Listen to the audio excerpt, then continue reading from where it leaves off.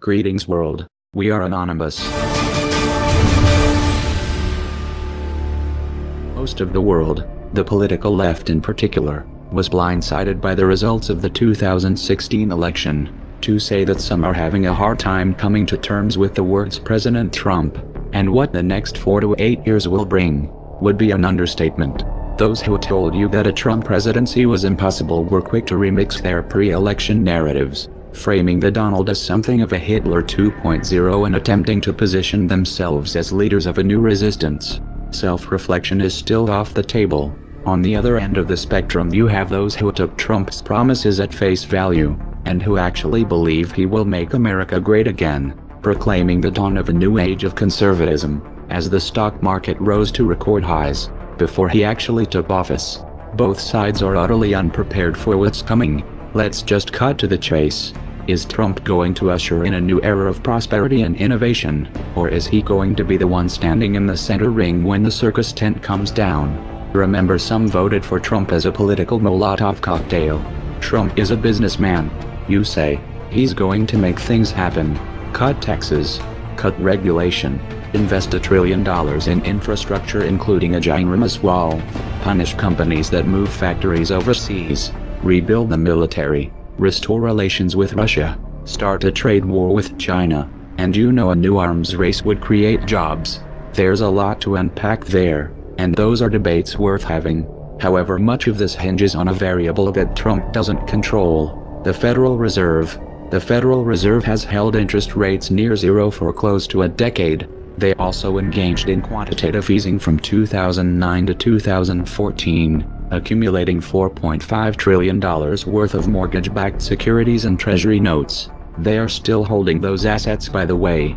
This inflated stock and bond market bubbles of historic proportions. When a friendly face is in the White House, crashes are typically attributed to a war, a terrorist attack, or some other external variable. For example, 9/11, which masked the unraveling of the tech bubble in 2001. The Trump administration, however, is an excuse in and of itself. Word is the Fed is leaning towards increasing interest rates aggressively in 2017, and may engage in anti-inflationary measures to offset Trump's infrastructure stimulus plans. That means that the flow of money and credit is about to be tightened. It also means the Fed is setting itself up for a showdown. If Trump plays by the rules, he will have to wait until 2018 to replace Janet Yellen.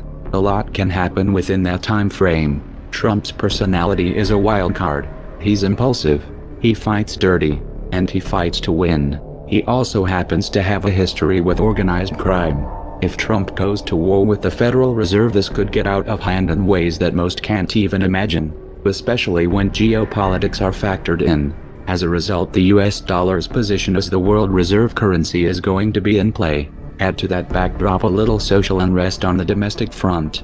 If recent history serves as any indicator, we can count on seeing some kind of racially charged flashpoint involving the police during the Trump administration, probably before 2017 is over. It's also fairly safe to say, given recent history, that some of these protests will turn violent and destructive. The trend has been towards escalation. Having Trump in charge will take this to a new level. Trump ran on a platform of law and order, and support for the police, which piggybacked on the perception that Obama was undermining law enforcement during his term. In spite of the fact that Obama greatly accelerated the militarization of the police, just the belief that Trump has their back is going to influence the police response. They're going to be more confident, more aggressive, and if Trump offers even so much as a word of encouragement, they will go into full crackdown mode, which would of course throw gasoline on a fire. These tensions have the potential of spinning out of control, especially in the context of an economic downturn. And again, Trump's personality is a wild card. Trump is also about to inherit, thanks to Obama and Bush, the most extensive and technologically advanced surveillance apparatus world has ever seen. Obama expanded the NSA's powers even after Trump won, by the way. The power to order extrajudicial assassinations anywhere in the world, and a military which has been authorized by the NDAA to detain anyone, anywhere, including US citizens, indefinitely without trial. To top it off, Trump is filling his administration with former generals, some with combat and counterinsurgency experience. He has everything he needs to implement a full-fledged military dictatorship, and the left has no one to blame but themselves. Trump did not, however, start off on a good foot with the alphabet soup agencies. He has an enemy contingent in the deep state which wants to take him down, and has the means to do that.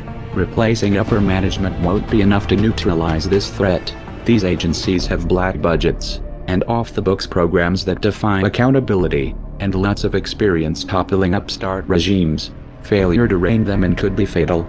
The most important trap, however, will be on the geopolitical front. Years of backing Sunni jihadists in Syria failed to unseat Assad, and Trump has vowed to reverse U.S. policy. Israel was openly supporting the Sunni axis. They wanted a full-frontal regime change in both Syria and Iran for many years, but the Obama administration tied their hands. Then Russia stepped in, tipped the balance, and the Shiite crescent not only survived, but grew stronger. Israeli/Sunni axis needs another path to war, so they're changing tack. On January 13, 2017, just 7 days from the inauguration, Israel bombed a Syrian government airport. This provides a glimpse of the years to come. Israel's strategy is simple: provoke Syria and/or Iran until one of them retaliates, which would of course provide cover to take territory. Turkey is likely to make another move in Iraq and/or Syria as well. Turkey has ambitions to expand its borders as well, while the Saudis continue bombing Yemen to rubble. With U.S. government support, Israel feels confident that Trump will defend them at all costs. Indeed, he has given this impression. But will he take the bait? Here Russia is a wild card. What happens if Russia moves quickly to provide Syria and Iran with the means of defending themselves? What happens when Putin and Netanyahu are competing for Trump's ear? With all the other variables in play, will Trump even have the means to influence the outcome in this region? Expect alliances in the Middle East to shift rapidly during the Trump years, with unexpected consequences. In particular, watch for a play on oil that undermines the petrodollar. Making America great again was never on the menu. Trump wasn't supposed to win. He was supposed to be the decoy. This was reality television does politics. Literally. The Democrats thought he was so bad that he would take attention off of Hillary's baggage. So the Clinton campaign pulled strings with their friends in the media to help him in the primaries. We know this thanks to the John Podesta email leaks.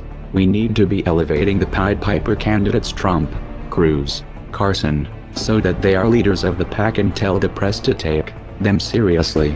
The DNC, and their corporate media lackeys, then worked to marginalize the Bernie Sanders campaign, and used a secret agreement backed by leverage, to prevent him from attacking Clinton. This was confirmed by the DNC email leaks. Oops. You can't unthrow a Molotov cocktail. So get your popcorn, and buckle up. The show is about to begin. I will build the wall, and Mexico is going to pay for it, and they'll be happy to pay for it. I want to build a safe zone someplace in Syria. We have to get the Gulf states. They have nothing but money.